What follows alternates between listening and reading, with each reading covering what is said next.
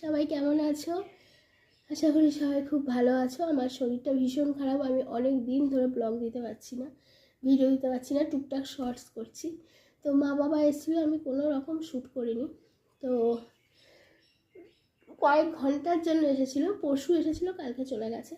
তো মা বাবা, আমি যে বিয়ে বাড়িতে গিয়েছিলাম ওরই রিসেপশন ছিল হিমাচলে, মানে মেয়েটার শ্বশুরবাড়ি হলো হিমাচলে। তো সেখান থেকে গেছিলো, তারপর সেখান থেকে মা আমার জন্য কিছু জিনিস এসেছে, আমার জন্য প্লাস আমার বোনের জন্য। তো দেখো, এটা হলো কানের, কি সুন্দর তাই না? আমার ভীষণ পছন্দ হয়েছে কানেরটা। সরি। আর নিয়ে এসছে চুড়ি। সামনে অনেক কটা প্রোগ্রাম আছে, কোনো একটা অনুষ্ঠানে আমি পরে নেব। এই যে এইটা।